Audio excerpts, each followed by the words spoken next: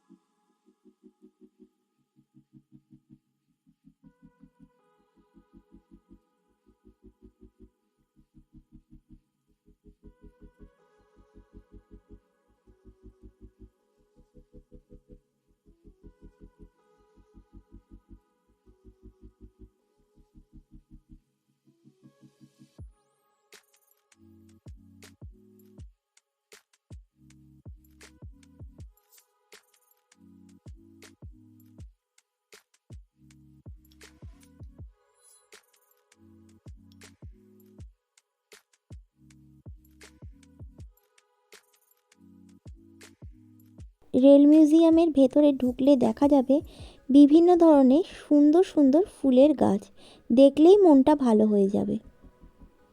মিউজিয়ামের এন্ট্রি গেটের ডান দিকেই পড়বে একটা রেলের কামরার আদলে তৈরি রেস্টুরেন্ট, সেখানে বিভিন্ন ধরনের খাবারও পাওয়া যাচ্ছে।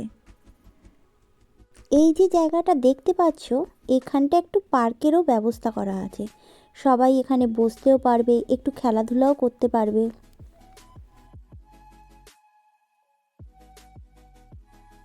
এবার জেনে নেওয়া যাক এই মিউজিয়ামের সংগ্রহশালাতে কি কি দেখার জিনিস আছে।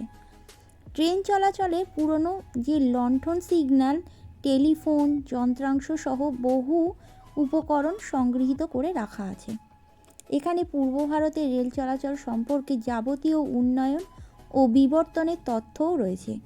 এছাড়াও আছে 150 বছরের পুরনো বাষ্পীয় ইঞ্জিন, ভিনটেজ কামরা রয়েছে। মিউজিয়ামে হাওড়া স্টেশনের আদলে নির্মিত একটা ভবন আছে। এছাড়াও আছে টয় ট্রেন। এই টয় ট্রেনে করে পুরো মিউজিয়ামের চারদিকটা ঘোরা যায়। এছাড়াও রয়েছে বাচ্চাদের জন্য বিভিন্ন বিনোদনের ব্যবস্থা।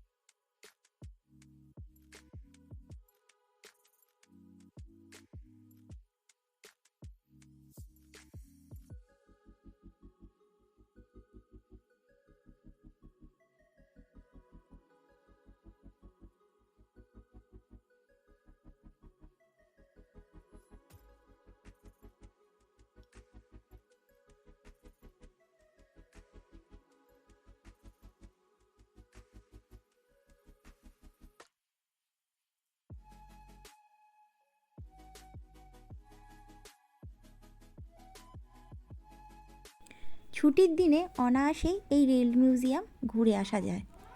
সকাল 8টায় খোলে, আবার রাত্রির 8টা নাগাদ বন্ধ হয়ে যায়।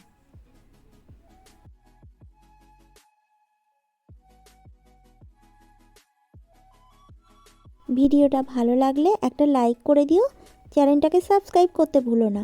ফিরে আসছি খুব শিগগিরই নতুন কোনো ভিডিও নিয়ে।